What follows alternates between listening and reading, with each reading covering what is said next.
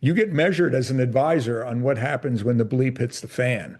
Okay, when there's down markets, which a 20% down market occurs once every 4 or 5 years. People, that's like having when the stocks go down and clients complain, I say to them, that's like when you have a baby. If you said to the OBGYN, gee, this freaking kid's crying at 2 o'clock in the morning, I don't understand why. Like stocks go down and they can go down very violently. And that's all part of the game. And you have to set yourself up so that you know how to deal with those situations. I think maybe that's the title of the podcast. When you birth a baby and you look at the OBGYN and go, why is this baby crying at 2 o'clock in the morning after I started my business? I think Jack is our new sensei. He is. He is.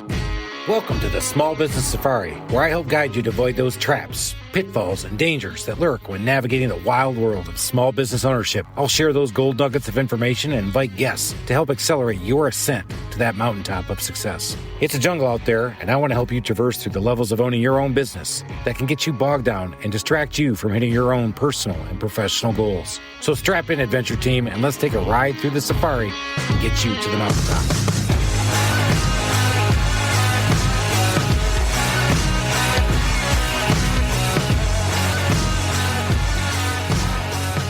I think I'm recording. Hey, you push enough buttons and eventually... Eventually I make this thing happen. I've only been doing this for 4.5 years with you. We talked about it before we got the guest on. We'll get to him in just a minute. Just a minute. I don't think he's a guy who's used to waiting. He is not a guy who's used to waiting. He's used to telling you, you are done waiting, son. It's time to get out there and make that thing happen. But I'm still going to make him wait. Alan, we've had a great time building this podcast, doing what we're doing. Had a great time. If you didn't listen to the last episode, we will not talk about our World Cup hangover that we're still going through. I'm wearing black. It is for that very reason. It was so much fun. But there's going to be more Big Daddy times because that's what we keep doing. Are we looking for experiences? We're looking to build our businesses. I mean, why are we doing all this stuff? Why did we start our business 18 years ago?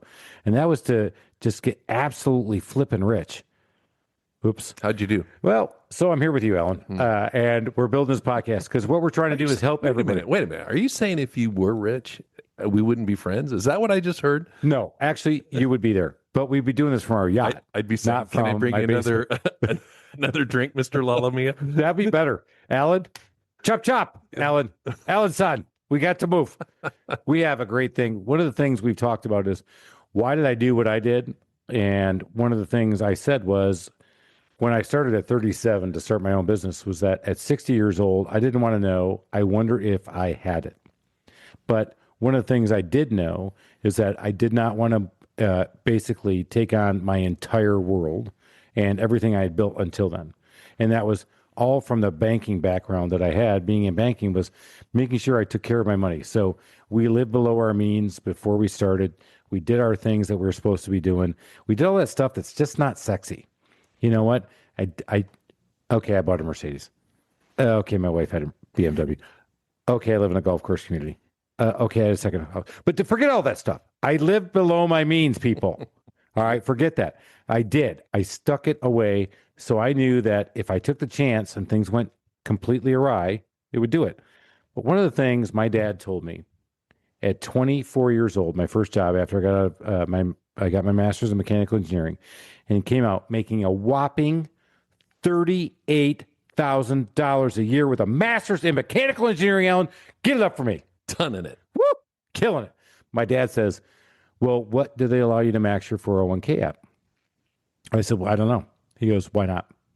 I said, well, because I need everything I can get, man. I haven't made any money. I've been in grad school making $1,000 a month. He goes, find out. I came back and said, well, they'll match up to 3%. He goes, no, I asked you where you're going to max. I said, well, they said I can max at 10. He goes, all right, put down 10. I said, Dad, I can't afford that. He goes, Christopher, you cannot not afford that. He goes, you have lived on $1,000 a month as a grad student. You can definitely live on $38,000 a year doing what you're doing. I said, but Dad, I got to get all this stuff.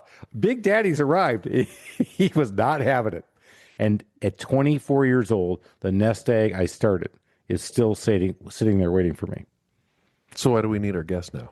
No, we need our guest because that was simple advice. And when you start to grow and start to do your things, you need better and more complicated advice. And that's the second thing he told me is that at a certain point, Chris, You don't have time to do this. You're trying to grow your business. You're trying to make money. You got to go out there and do that. You don't have time to sit there and manage your money and play with your portfolio and tell everybody how much returns you got. Because let's face it, at the country club, hey man, what'd you do? Oh, I invested in NVIDIA. Oh yeah, I'm tonning it. Yeah, what'd you put in it? $10. Yeah, what'd you put the other ones? 1,000 in what? The company that's out of business now. And nobody ever tells you that shit, right? They all tell you about this, but who's watching this stuff? Who's watching your money for you? You got to watch this stuff because we're out there making that nest egg. You know what I'm saying? I'm just hanging on. Hang on. We got it today. Jack Oujo's on, and Jack is going to help us figure this stuff out. Jack, welcome to the show, buddy. I'm really looking forward to it. You guys seem like a lot of fun. And by the way, your father gave you very good advice too, by the way, Chris. Sam is the man. Thank God. My dad also does not listen to the show. We've had my dad on. So, Jack, why did my dad give me good advice? Because one of the things you probably didn't realize at the time is the biggest bill you had in your life was your federal income tax. Most people know their refund or what they owe, but they have no idea what their freaking tax bill is. And by giving you that advice, you were able to cut the biggest bill you had in your life, which was your taxes, and build up the lump sum of capital that you need to be financially independent. So you're killing two birds with one stone. So that's why it was good advice. And thank you. And that's why my daughter will be listening to this show for at least 7 minutes because she's taking her first job and we've already started this whole conversation. And I've actually had to put her grandfather on her. So I'm going to have Jack listen, make Sydney listen to Jack. So that's simple advice. I mean, that's just basic blocking and tackling. But you have built a firm around personal wealth management. Why don't you talk a little bit about what you built and why you did it?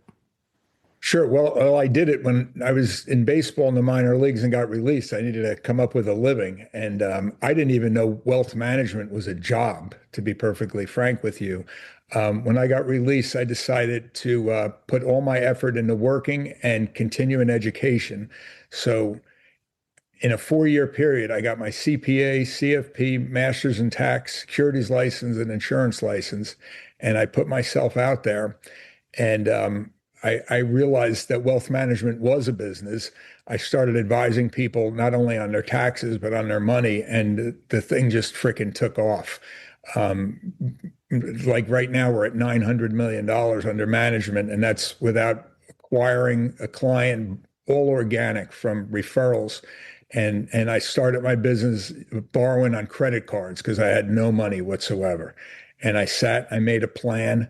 I outlined potential income and expenses.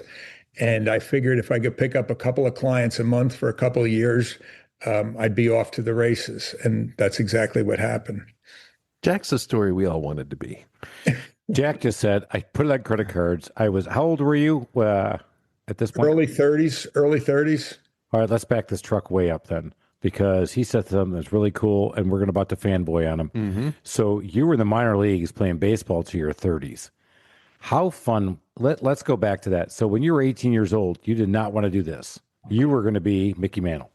I was going to be a catcher for the New York Yankees, and I looked up Thurman Munson and Jerry Grody. And when I umpired in the minor leagues, I remember having an argument with Jerry Grody and thinking I was begging this guy for his autograph one time. Yeah, but I remember looking out at the umpires at a major league game, and I thought that would be a pretty cool job to have someday.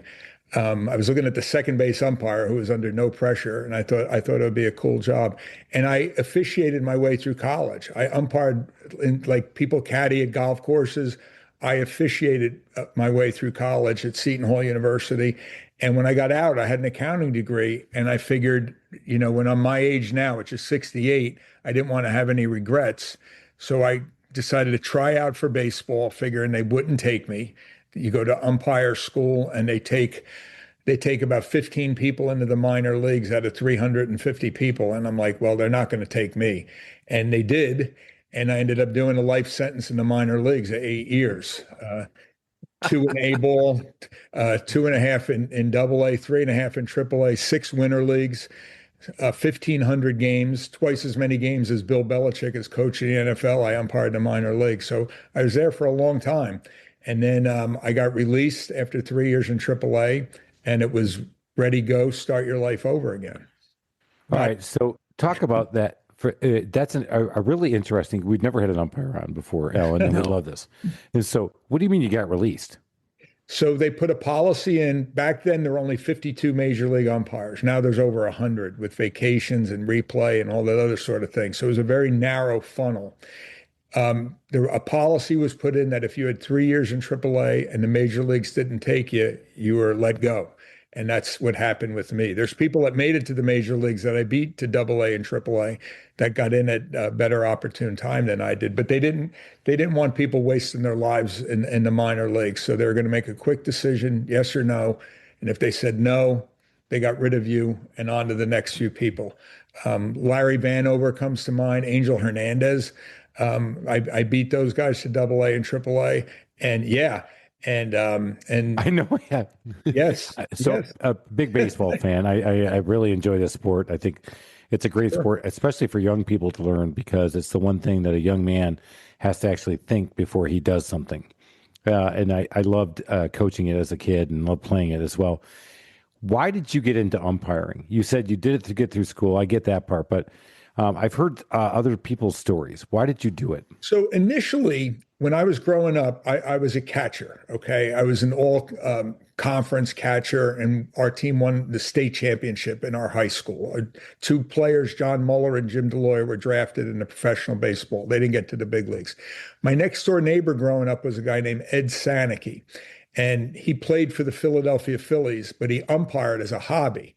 And when I was looking to make extra money in college, he goes, "Why don't you try umpiring?" And I go, "I don't want to do that. You get yelled at all the time. People are crazy." And he goes, "Well, it's better than working at McDonald's. And you were a catcher. You'd probably be very good at it." And so I took up umpiring. I went to take the test. I remember these high school umpires that I had when I was a catcher were giving me the answers to the tests and everything. And I started, and by the time I graduated from Seton Hall, I was umpiring high school state finals. The college assigners were trying to sneak me in on college games. The major league umpire, Bill Kunkel, saw me umpire, and he said, "If you were in the major leagues, you'd be one of the best ones." Right? So everybody was encouraging me to try out when I had this accounting degree. And again, I only went to get it out of my system. I go, let me give it a try. And I had a great experience in baseball. I mean, being in baseball is pretty cool. There's a lot of travel. But when I was a kid, we never traveled. We never went on vacation anywhere. So I was able to see the country.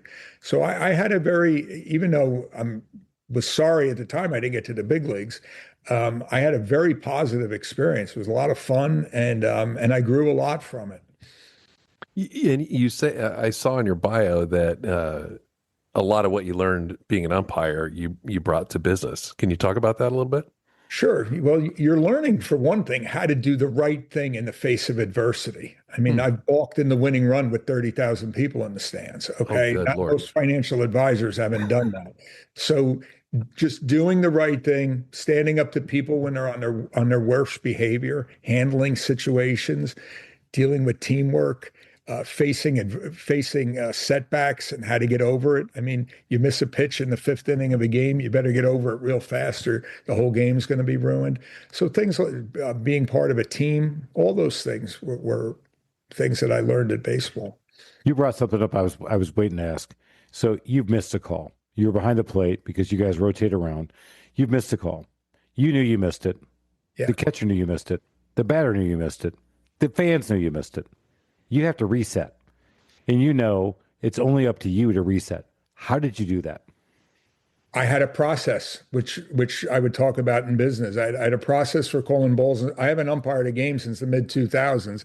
Peek at the bottom of the strike zone, set your eye to get a perspective on the low pitch, which is where a lot of umpires struggle. Set your eyes at the top of the strike zone. You can see the inside and outside corner, and then lock in and wait with slow timing, and let the pitches call themselves. That was again, I haven't called a game, but if I had to go out there on the field tomorrow, I know the process, and you go back to your process. Talk about that again. So you just said it. So you missed that call, and that ball's going back, and you know it's coming back in 15 seconds, today's pitch clock, whatever.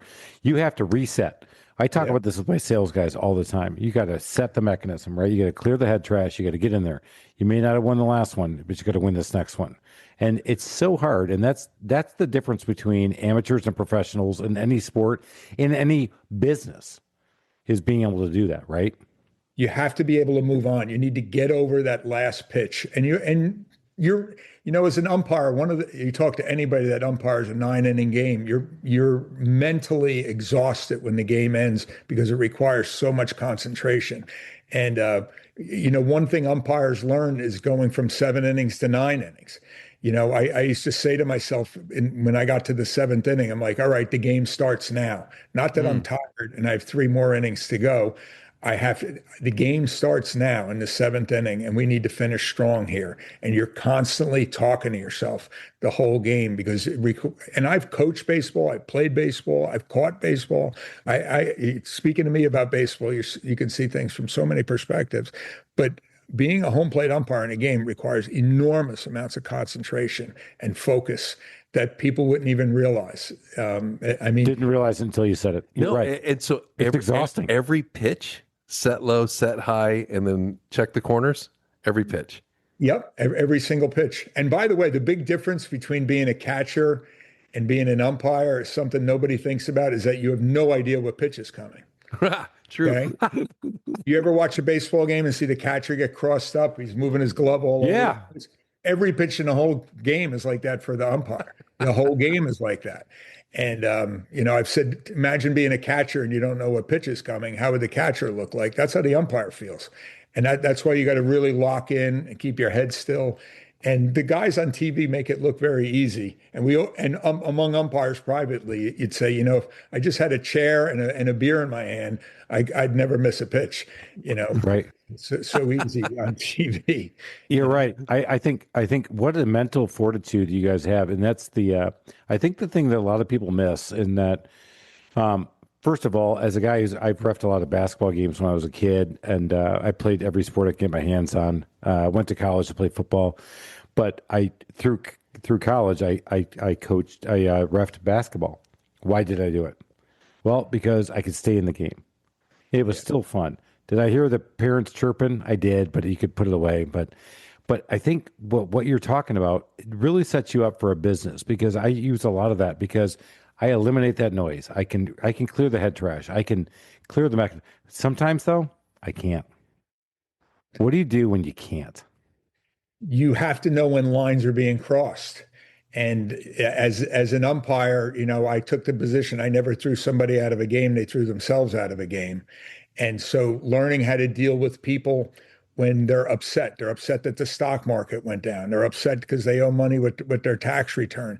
You let people feed things out. You hear what they have to say, come back, repeat it back to them, and then come up with a proposed solution that hopefully they could agree upon. If they get out of line from an abuse point of view, you let them go as a client, especially if they're being abusive to people that work in your office.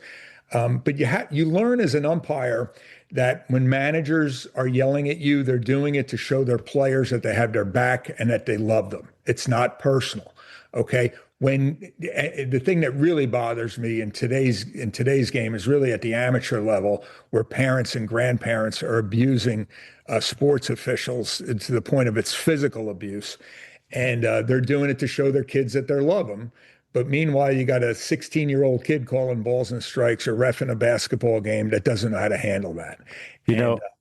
Amen to that. Because when I coached my kids in softball and baseball, I always went up there and talked to the referee, and the first thing, or the ump or whatever it was, in any sport, I said, "Hey, thank you for doing this. You knew they're making $25. That was it. You know what? They did not come here to get this shit kicked out of them for a T-ball game where they think every kid is going to be Derek Jeter. By the way, I'm the coach, just making sure the kid didn't piss on third base. I call it TT. And by the way, I had one. I was on first base. My coach is over there on third base. I'm like, he's going to TT. We got to go. He's picking him up. He's pulling him off. And by the way, all the parents were like, they thought all their kids, I'm like, they're picking dandelions, man. This is T-ball. They were the worst parents I ever had to work with. Parents are the worst. And so you've got like a training academy or something. You do something where you give back that way, right? I taught youth umpires in our town in Brick, New Jersey for over 20 years, where I taught kids how to umpire because they couldn't get the parents to do it. And I remember saying at the meeting, I could teach children how to do this, and it would help develop them into being better adults. and you'll save a lot of money. And they took me up on my offer, and I did it for over 20 years. We developed kids to be umpires. And the problem was when their former coaches would get in their face and things along those lines. But I taught them conflict resolution. How do you handle when a coach is yelling at you from the dugout? It's like specific situations I would put the kids in for role playing. And I think they learned just as much or more from being an umpire as they did from being a player.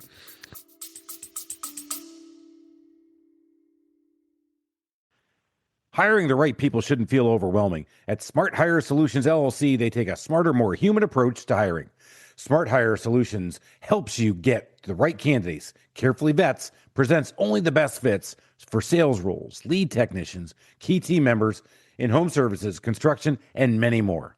No resume pile nightmares, no wasted time. Today's labor market is tough to navigate, and having the Smart Hire Solutions LLC team on board makes it smooth sailing.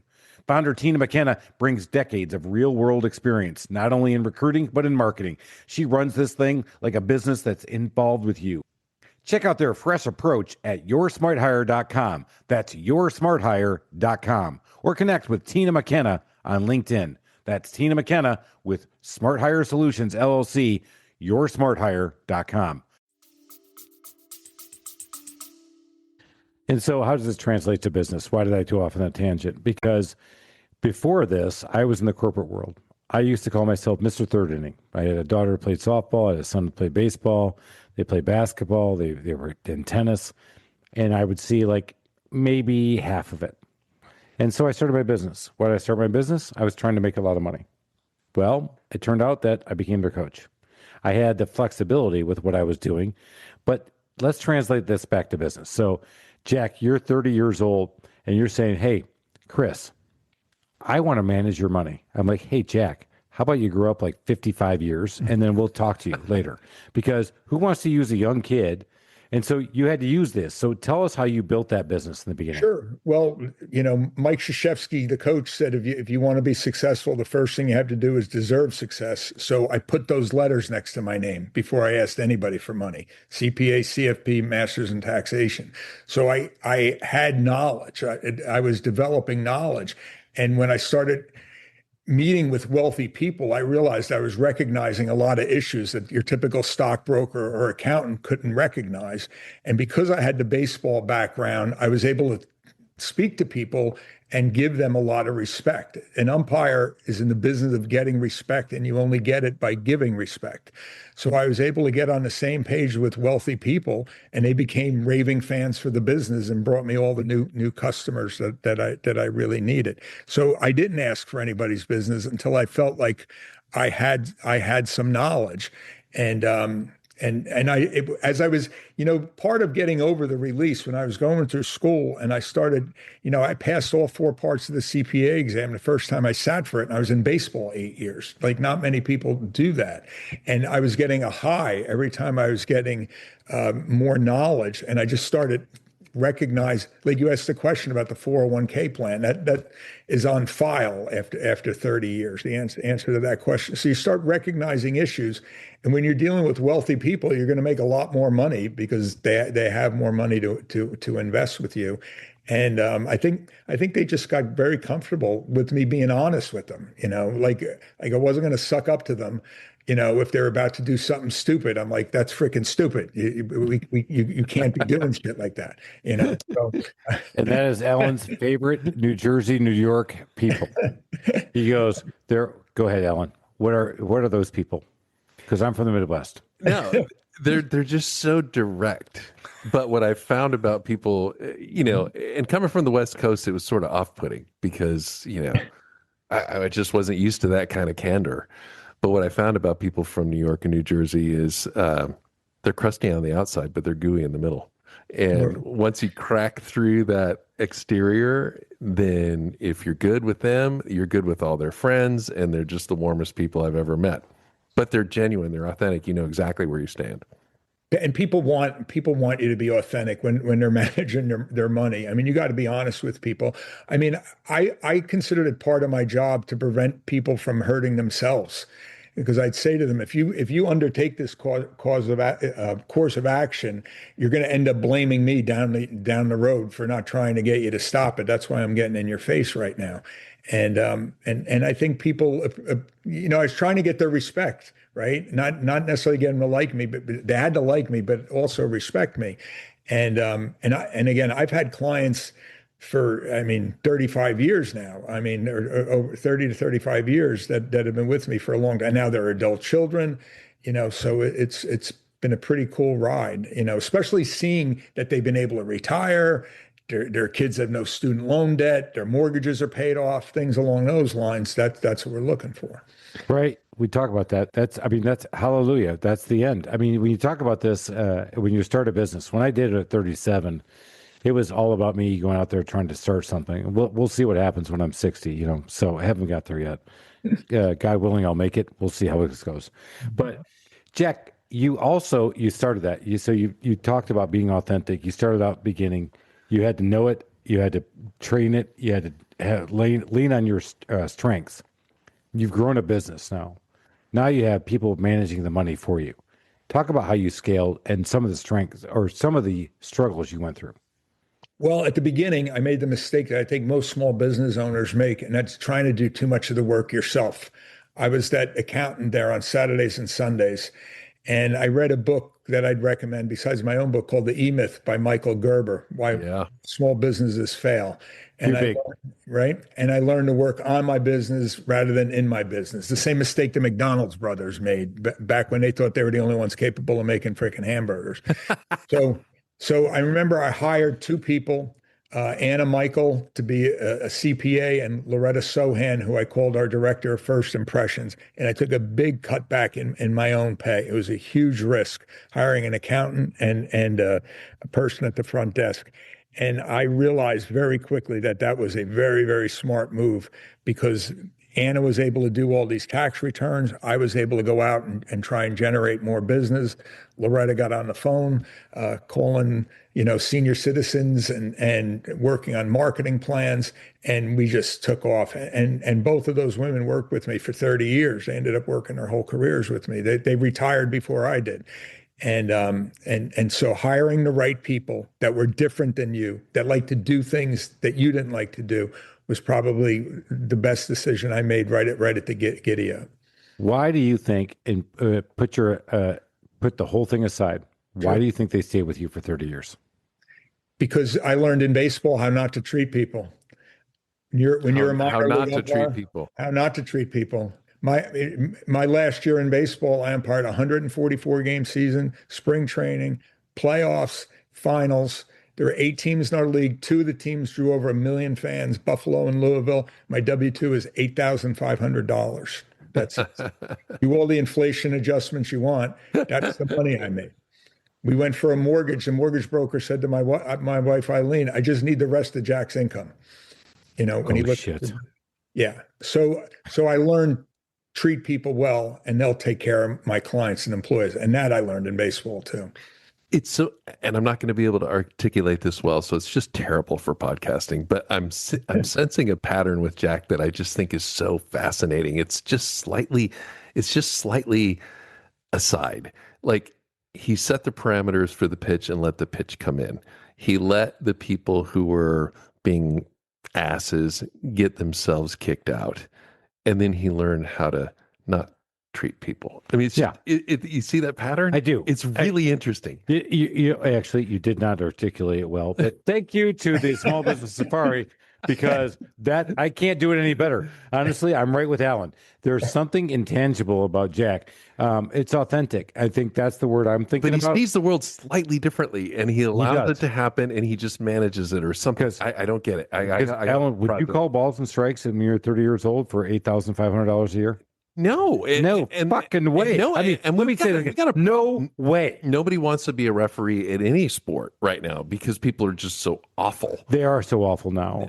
But I think, that's why I was waiting to hear. I thought you wanted to stay in the game more, but I did. I mean, the reason why, Chris, why did you ref basketball games? And I'm like, well, I just love giving back to kids. I love kids. And it was in the off season because I played football and I could do it in the winter. And it was but yeah, the parents were chirping in your ear, blah, blah, blah, blah, blah. My dad was a referee in basketball, so that's why I did it.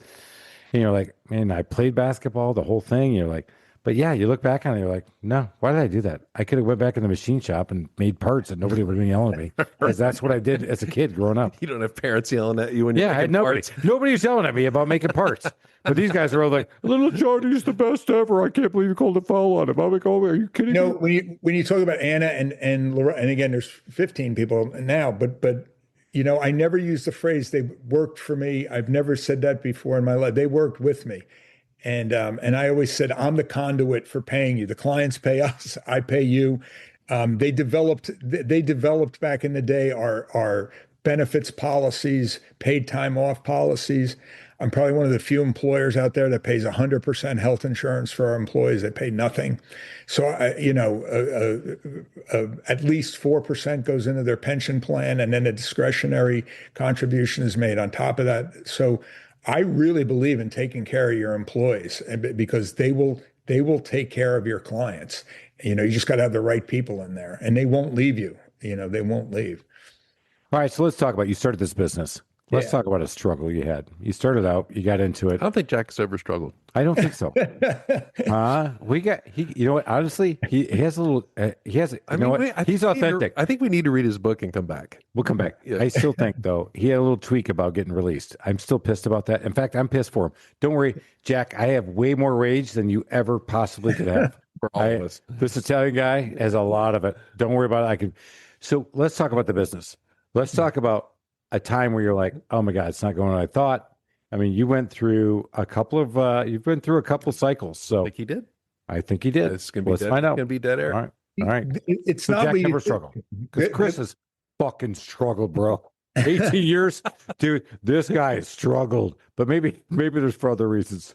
Again, I think the whole business, quite frankly, after being in baseball, I think the whole business has been an easy business. It's been a piece of cake compared to being in baseball. I really do. And I also think going through the 50% decline that took place between 2000 and 2002, the 40% decline that took place in 2008, I spun those things to my advantage. There's a book that Bobby Knight wrote called The Power of Negative Thinking, believe it or not. And he talked about how games are lost and not won. And so because of my release in baseball, and because I buy into that philosophy that most in baseball, by the way, if you take the worst inning a team had, there's a chance they might have won that game. Most baseball games are lost because of one bad inning. But I created worst case scenarios for our clients when planning for their futures. Most advisors are out there projecting 7 to 12% returns. When I do a financial plan for a client, I show them what would happen if the depression came back in based on the advice I just gave them? What happens if the stock market does nothing over the next 10 years? How does your life look? So I would go over worst case scenarios with clients. And when that stuff happened, we were prepared for it. And after 2000, my business grew by 400% within 5 years after the 2008 crash, because nobody left. And that's when money moves. Like, as an advisor, like, I embrace down markets because that's when money moves. Money's not moving right now. Everybody's freaking happy because their money's going up. You get measured as an advisor on what happens when the bleep hits the fan. Okay, when there's down markets, which a 20% down market occurs once every 4 or 5 years. People, that's like when the stocks go down and clients complain, I say to them, that's like when you have a baby. If you said to the OBGYN, gee, this freaking kid's crying at 2:00 in the morning, I don't understand why. Like, stocks go down and they can go down very violently. And that's all part of the game. And you have to set yourself up so that you know how to deal with those situations. I think maybe that's the title of the podcast. When you birth a baby and you look at the OBGYN and go, why is this baby crying at 2:00 in the morning after I started my business? I think Jack is our new sensei. He is. So talk about your book. So I wrote the book Too Smart to Be an Umpire because I was bored. In the last 2 years of my business, I just sold it to 2 of our employees. That's in New Jersey right there. I was bored. I was bored, so I decided to write this book. And I know how all these viral arguments are on TV, and I'm like, well, I have 8 years of that. I could put that into a book. And in the business world, I have a lot of respect because I was the #1 ranked advisor in our firm that's using math. for over a decade. And a lot of people in business have no idea about my baseball background and what I learned from that and brought into business. So I thought the book could be interesting. It became an Amazon bestseller in its category. It's got a lot of reviews. So it's an easy read, and people that love baseball will really get a kick out of it. But I wrote the book to tell this story of how to start a business from nothing, how to grow it, how to get out of it, and what I think people want when they buy a goods or service. They want to have an overwhelmingly positive experience. And as a business owner, I never focused on trying to be the number one advisor. All I did was focus on process for the first meeting with a client. What happens when that client walks into the office? Delivering a plan, ongoing client communication, onboarding, the whole thing, written processes. And if you talk to say Nick Saban said, we won because we have processes that work. A golfer has a great pre-shot routine. Okay. I'm a lousy golfer because I don't have a good, I don't have a process that works. Oh, okay. finally, Jack sucks at something. Thank God. Thank God. Jack, come play with me in Kiowa Island because I just got done ringing the bell twice. I broke 80 today. I did have a good day. He's terrible. He breaks on a 80. good day. I had a good day today. But anyway, having a process is that all these things result in wins. That's what business owners need to realize. Where'd the title come from? Title came from, the book was always called Plan B, and then the publisher said that's too boring of a title. And there was a story I tell in the book where it was my last year in AAA, and I was at you're familiar with the College World Series, Omaha, Nebraska? Yeah, 100%. I'm at the old Rosenblatt Stadium in AAA, and Dick Butler was a supervisor of umpires for the American League and came to our game, and I was the home plate umpire. And he surprised us. We didn't know he was coming. So he took us out to dinner after the game. And I said, Mr. Butler, I've been in the minor leagues 8 years now. I'd like to get an evaluation, find out where I stand with you guys. I have to make life decisions here. He goes, well, Jack, he goes, I think you call a really good game. He goes, I only disagreed with one pitch during the whole game. To be perfectly honest with you, I think you're too smart to be an umpire. That came from Major League Baseball. And what I'm like, do you mean by okay, that? what do you mean by that? That's a defect. And, so that's where the title of the book comes from. Just what an American League supervisor told me, you're too smart to be an umpire. And it's kind of implied through the rest of the book. I certainly don't think I was too smart to be an umpire. I have too much respect for umpires to say something like that. Right. It came from Major League Baseball. All right. So you look back in your career. I mean, at this point where you are, and you're doing this junket, right? You're on the podcast. You're doing this, pushing the book. You look back in your business. What are you most proud of right now with business and where it's at? Oh, you're gonna make me cry. Good. Here's the gooey inside. It's just tremendous gratitude for what's taken place from the clients, the employees. Gratitude. Tremendous freaking gratitude. Talk about the guys who are taking over and doing what you're doing, who used to do, and doing the way you did. How did you translate that to them? Jason Gordon played Little League Baseball for me, and he was 15 years old. He came to me and said, Jack, I want to see you in your office. And I go, about what? He goes, I want to talk to you in your office. And he goes, if I want to be doing what you do someday, what do I got to do? And so make me cry. I gave him I hope he doesn't see this part. So anyway, he should. I gave him a job as an intern, put up the Christmas lights, barely making minimum wage. And I trained him, and he played college baseball, and I laid out a plan for him, and he connected the freaking dots. And no, he needs to watch this, Jack. I would tell you, you're choking me up because I think, we talk about the legacy we leave. You wrote a book, I wrote a book, but it's those people we touch and those kids who you see them light up and you see them do more than you thought ever possible. Right. And it's just so cool. And when you're starting a business, that's not what you're thinking. Hell, you were 30 years old and you're like, you just got kicked out of baseball and you were pissed. I mean, if you weren't pissed, I was pissed for you. Don't worry about it. I can do that for you. Oh, I was pissed. Hell yeah. Let's go.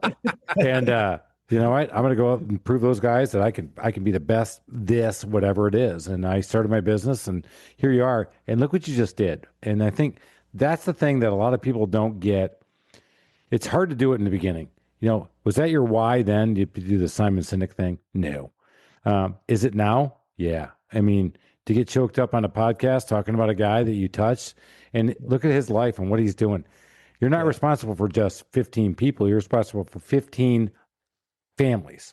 Right. 15 families.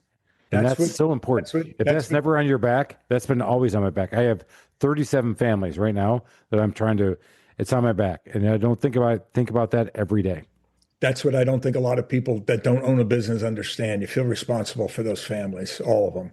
And they're depending on you. They're depending on you. And the second person, Anthony Sandemersky, proactively came to me as well.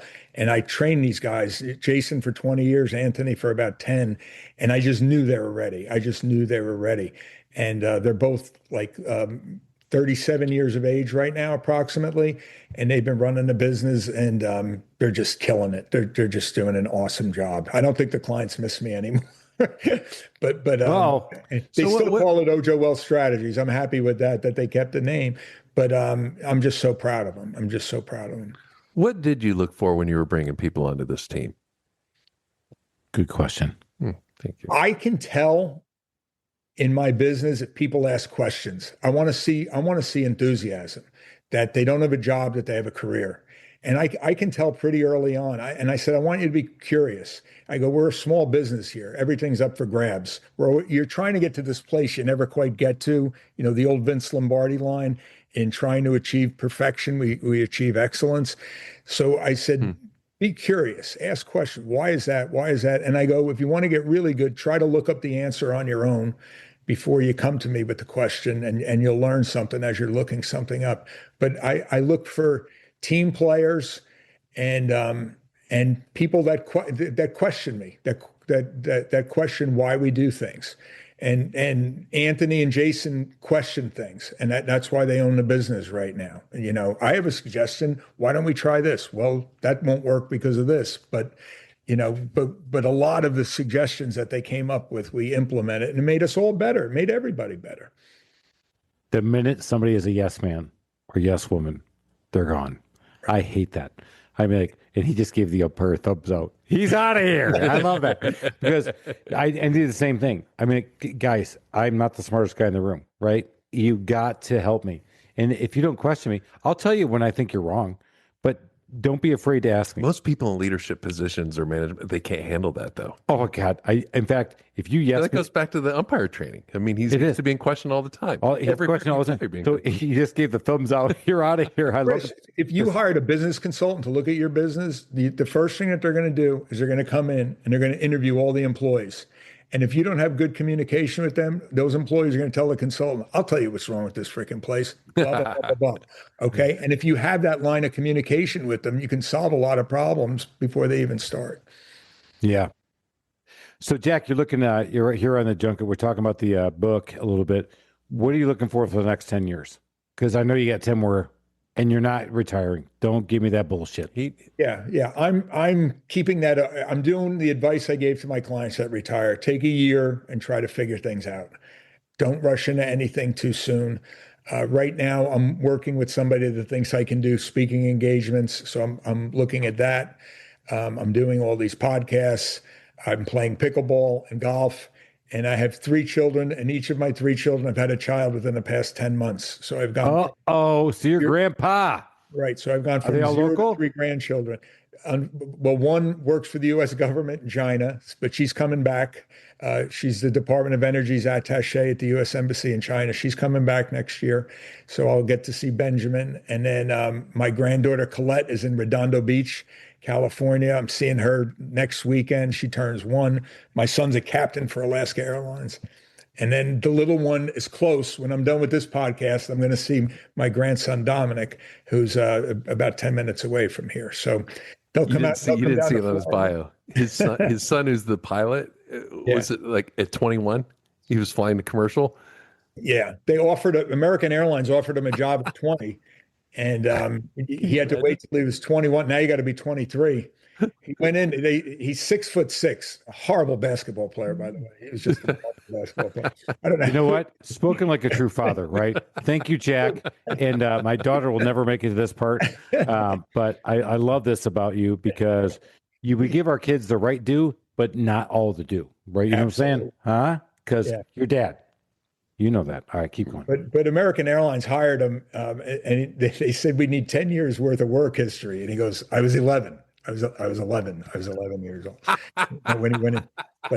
but he actually dropped out of Embry-Riddle to take his first job. So No shit. now he always wanted to be a pilot. He was playing those stupid video games, and then he's asking my wife and I to go to get pilot lessons when he's 17, and I'm like, we're in the parent handbook. Most people are dealing with their kids driving a car, and Dad, can I take my girlfriend down to Atlantic City and rent a plane? I'm like, I don't know what to freaking say. So, but he's doing great. Well, I'm going to throw a vote in for your friend that wants you to get on the speaking tour because I think you'll kill it. I think you'll kill it too, dude. I'll tell you what, if you want to come down to Atlanta, we'll support you. We will make this happen if you want to come down here. So, Jack, let's stay in touch, make this thing happen. Guys, you just got a free 45 minutes from an umpire and a guy who built a business and a guy who figured out how to pass his business on so he can get out of it. Think about that whole life cycle. You just got a whole shitload of information off of somebody you wouldn't have got. I didn't get it. That Alan didn't get it. That's why we started this podcast 4.5 years ago. Small Business Safari. Tell your friends, tell your family. If you liked it, you let them know. If you don't, screw you. We got to keep going. We're out of here because we got the ump, Jack Oujo. Go figure it out. Check him out. He's got a podcast. He's got a book. He's got the website. You can go figure him out. Jack Oujo. Go see the thing because I can't. It's oujo.com. Yeah, thank you. Too smart to be an umpire. He is too smart to be an umpire. Let's go figure it out. Guys, great episode. Keep hustling. Keep making it happen. If you're in your truck, if you're walking around today, make it a great day. Make something happen. You know what? Today may suck, but tomorrow may be better. If today's great, tomorrow may not be so great. Keep it even. Keep it going. Let's get up that mountain and let's make it happen. We got to get out of here. We got to go. Cheers, everybody. Thank you for listening to this episode of the Small Business Safari. Remember, your positive attitude will help you achieve that higher altitude you're looking for in the wild world of small business ownership. And until next time, make it a great day.